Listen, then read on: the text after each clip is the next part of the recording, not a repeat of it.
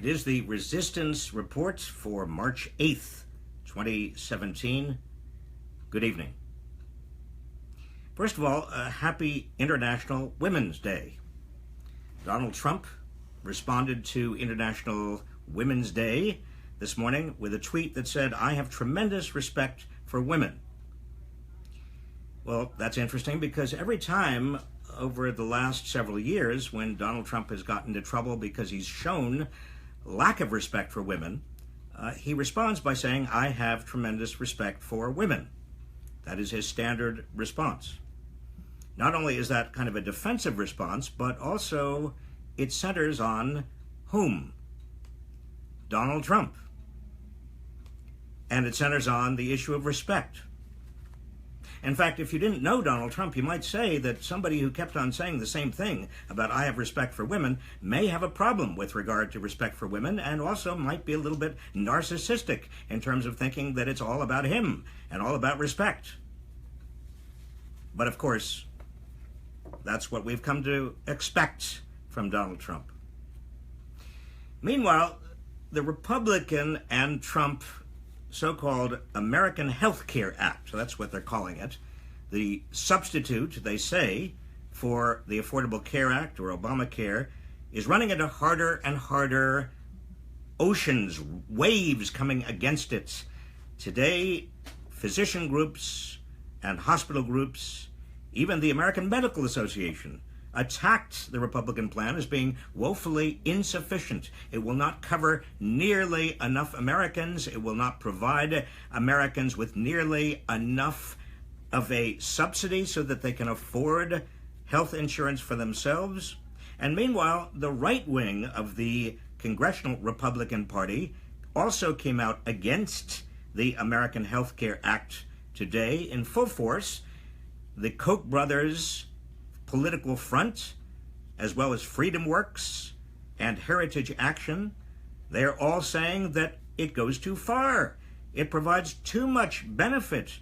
I mean, even though it only goes about 25% of the way toward the kind of coverage that people had under the Affordable Care Act, which was not even sufficient for covering every American, nevertheless, the right-wing groups are saying it goes too far. They want to just repeal the Affordable Care Act altogether. They don't want to replace it. And so we have here the American Medical Association and the establishment physicians and also the hospitals and all the entire healthcare industry saying you're not going to cover enough people. And meanwhile, the right wing says you're going to cover too many. And what the right wing is really saying, let's be clear about what they really want. What they really are after is they want to get rid of the taxes on the wealthy that are in the Affordable Care Act. That is their ultimate goal.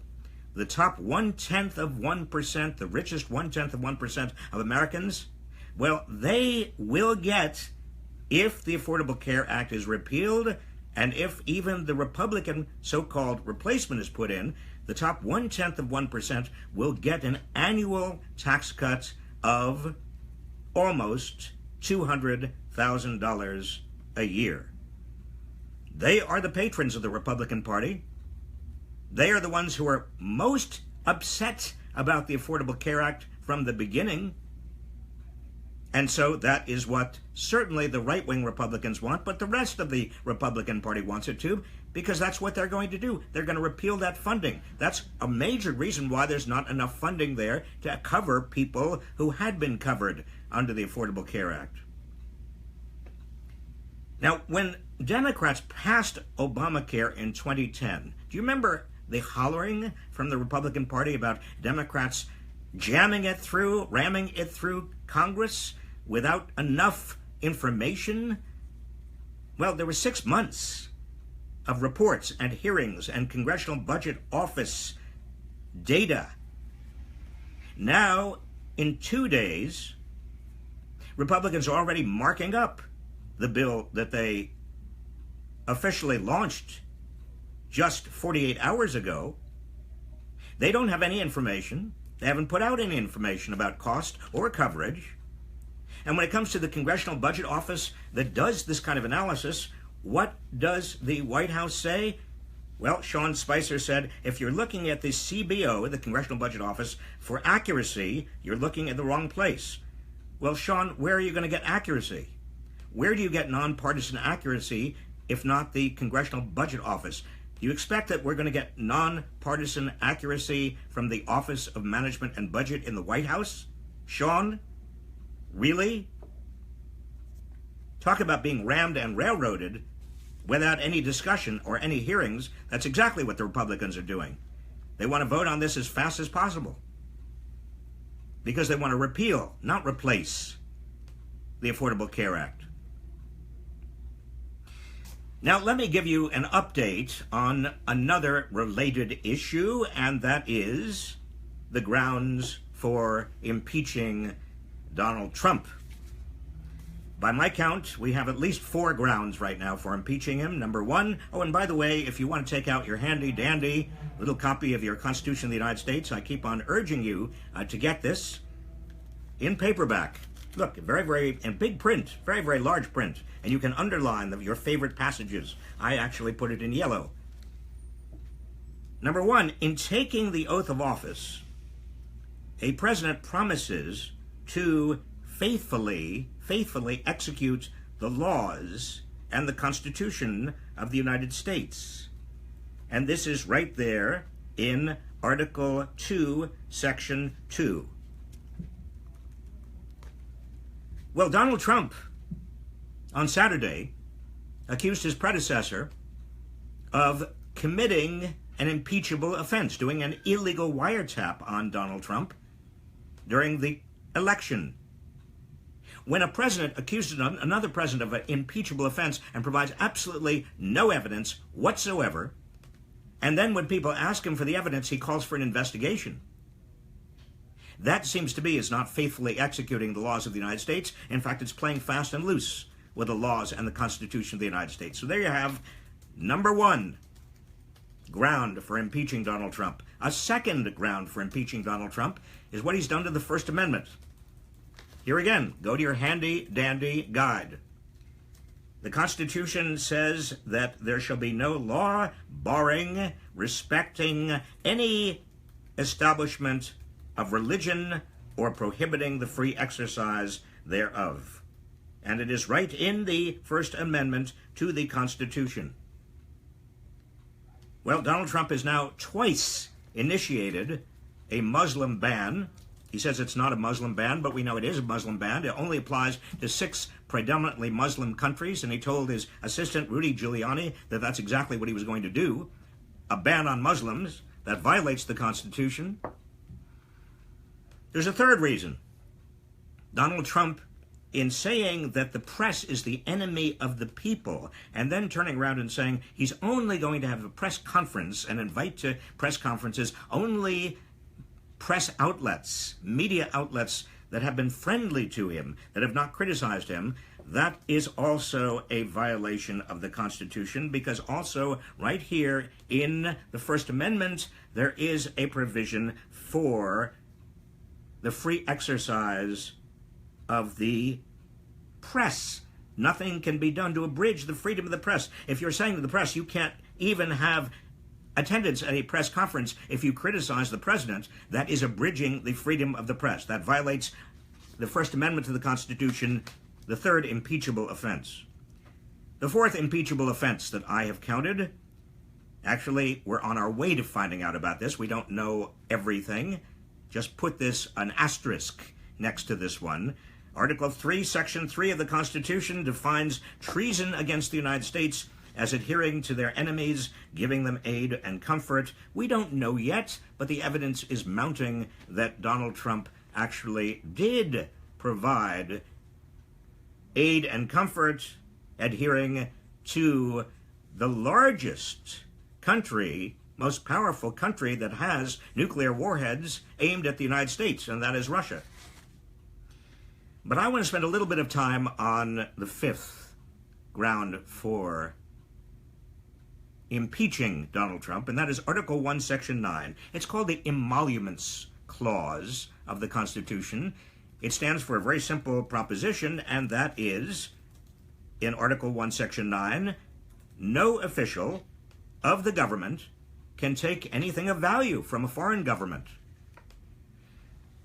It's put in there to avoid a conflict of interest, an obvious conflict of interest, because if you can take things of value from a foreign government, then you are going to be corrupted by that foreign government. That's why it's in there in the Constitution.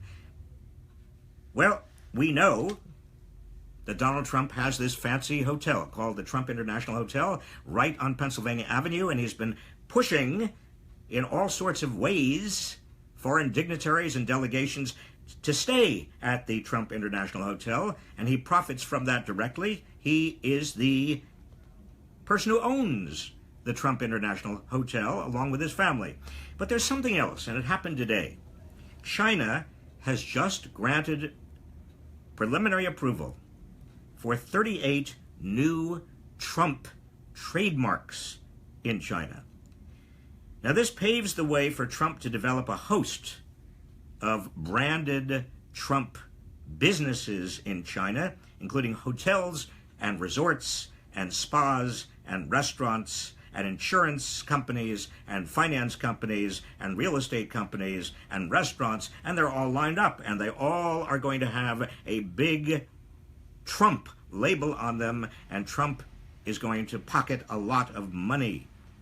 35 of these trademarks are in the name of not just the Trump organization, but their name of Donald J. Trump, personally.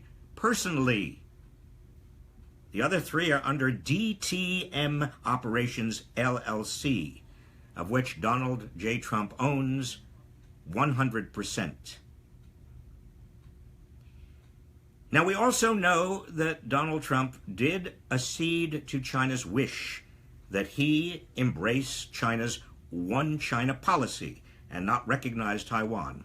You remember that little imbroglio at the beginning there when he was president-elect, when he called the president of Taiwan?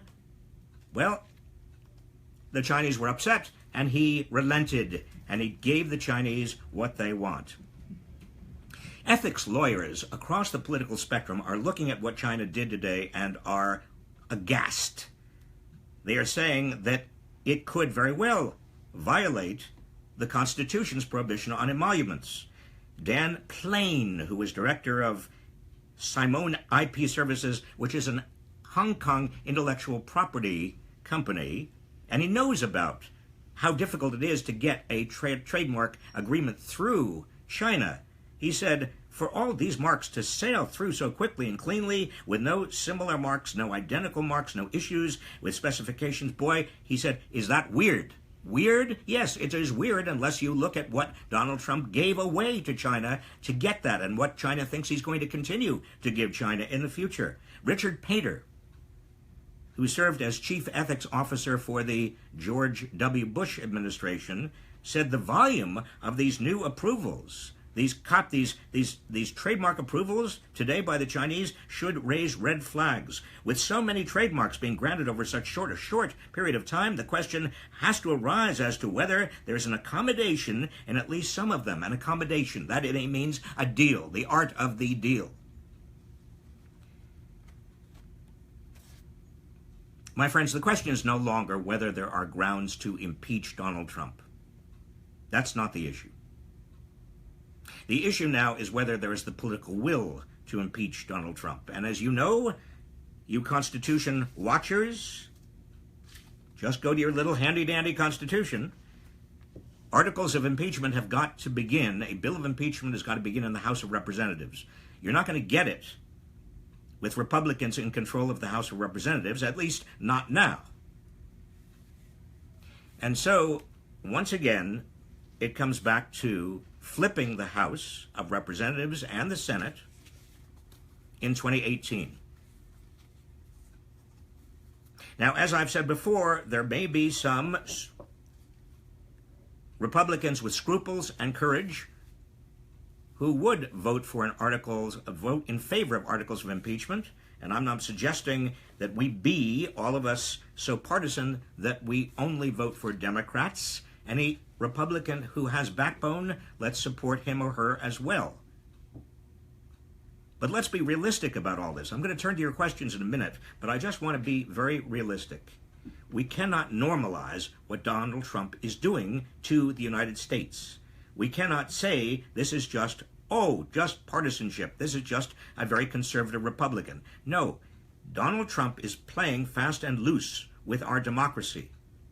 His statement Saturday morning alleging that Barack Obama had committed an impeachable offense, calling his predecessor sick, calling for an investigation, refusing to acknowledge the legitimacy of the intelligence agency's conclusion that, in fact, Russian operatives did interfere in the 2016 election in favor of Donald Trump.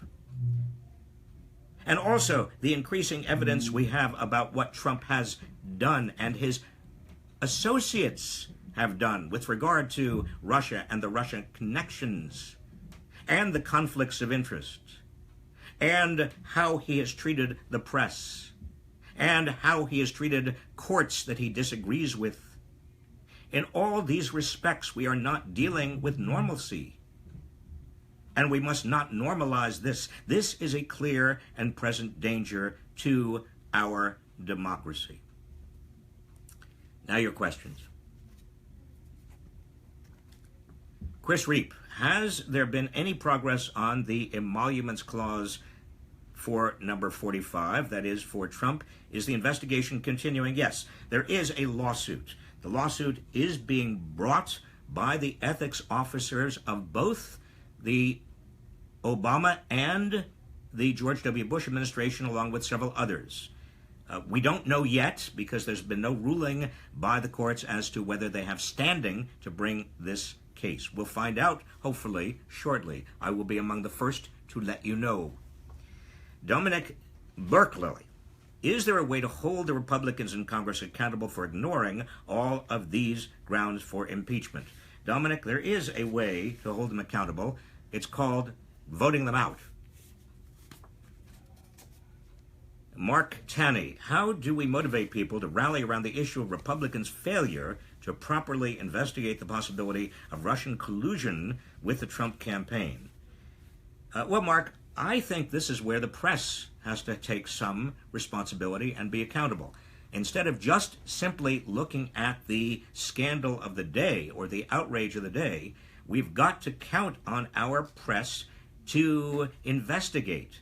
I hope right now, I don't have any evidence to back up this hope, but I hope that there are investigative journalists like Woodward and Bernstein did with regard to Watergate, who are putting this case together for the public. And maybe they will be the recipients of leaks. I'm not suggesting anybody leak, but maybe they will also be the recipients of leaks from the intelligence agencies. Next question. Ellie Ormsby, is there a legal precedent in the event that Trump is impeached that the legislation put in place under him would be rendered invalid?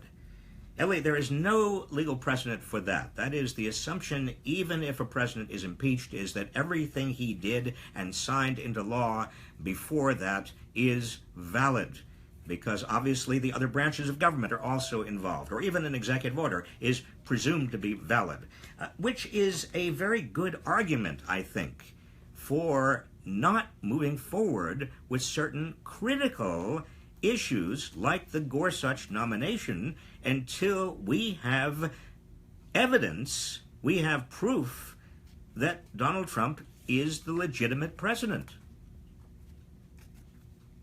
Jack Like, please explain the role of NAFTA with regards to jobs lost in the steel industry. Some are claiming that unions are to blame for the export of U.S. jobs because competitive markets pricing would not be met with high wages here. Hence, unions are a bad thing, and right-to-work laws may help make the U.S. more competitive.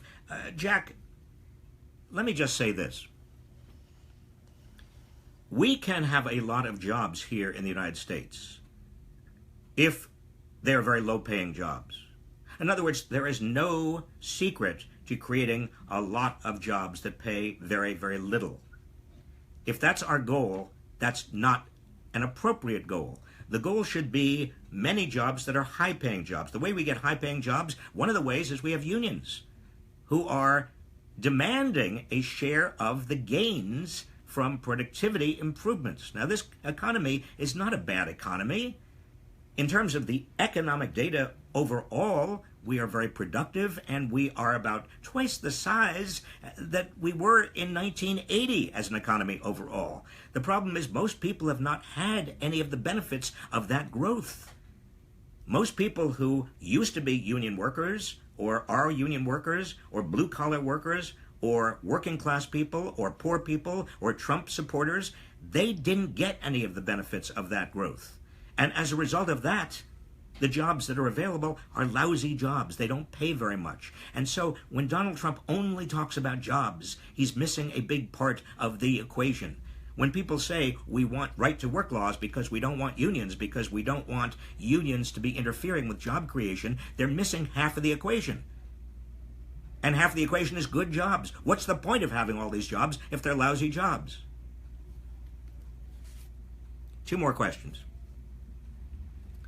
Fran Carino, is Jeff Sessions really going to stay in office? I can't believe he doesn't have to resign. It's clear as day he perjured himself. Well, Fran, it's clear as day to me he perjured himself because he swore under oath when he was asked twice by 2 separate senators, one in writing and one actually at the hearing himself, at the hearing itself, did he have any connection with Russia, or did he know of any connections between Trump campaign officials and Russia? And he said no. And he even went out of his way with one senator to answer a question that was not even asked. He said, I did not have any connection or contact with any Russians.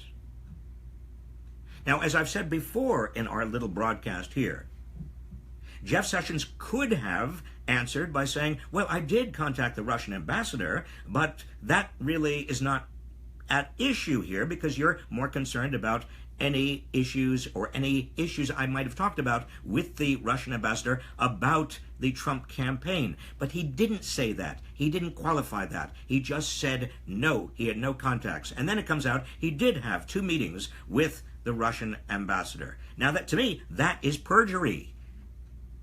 How could it not be perjury?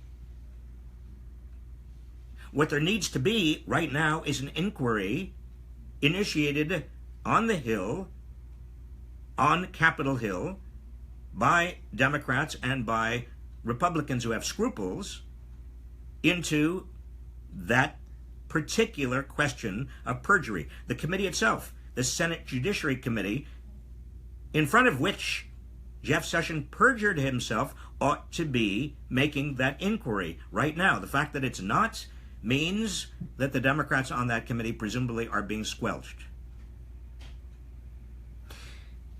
This goes back to a fundamental issue here, and that is, are we a nation of laws, or are we a nation of people who are very powerful, who call the shots despite the law?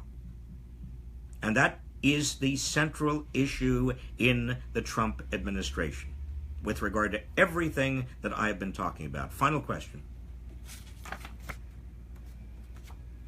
From Philip Rourke, how can we ensure success in the 2018 midterms? Will gerrymandering ruin our chances? Philip, there is no assurance of success.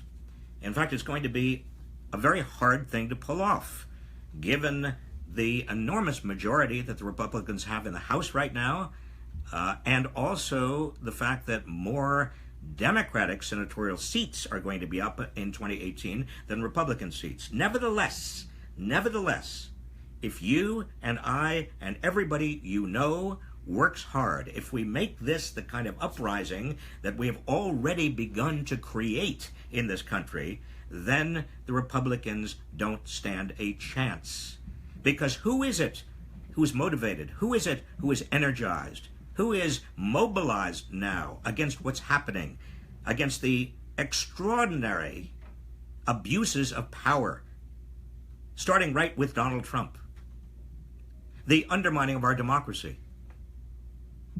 the abrogation of rights there in the Constitution, And on top of that, the movement against environmental protection, against worker protection, labor protections, against the Affordable Care Act itself.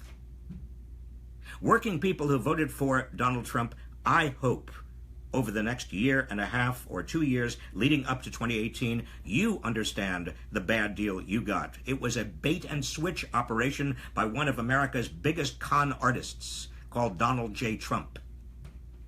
You ought to be involved in the resistance as well. And it's not just a resistance to Trump now, it is a movement to take back our democracy and ultimately our economy for the people. That's what 2018 is going to be all about. One other point, 2018 starts right now. So don't think that you just wait to vote in 2018. No, get involved now in politics, in primary contests. Find out if you're Republican, registered Republican, find out who is running against the person who is a Trump backer in Congress. If, in fact, your Republican is backing Trump, and almost every Republican is, find out who's running against him or her. And if you are an independent, maybe you want to become a registered Republican so you can actually support in the Republican primary. If it is a safe Republican district, maybe you want to support that Republican insurgent who is going to take on Trump. And if you're a Democrat, find out who is running. Maybe run yourself so that we have people in there who have the backbone to stand up to this despotism. And it is despotism. And if you're an independent, fine, but you might think about the fact that there are very, very few swing seats. There are very few members of Congress, districts in Congress, that could go either way in 2018. And so if you're an independent, you might consider registering with one of the parties for the sake of having a more active role over the next 2 years. Whoever you are, I want to put in a plug again for indivisibleguide.com, because it is a vehicle for getting together with others. I want to also put in a plug for sisterdistricts.com, because that's a vehicle for finding where there are purple districts where you, if you are in a blue district, you could help. There's something also called Lean Left. I want to find out more about that. But you can be involved. You should be involved. You must be involved.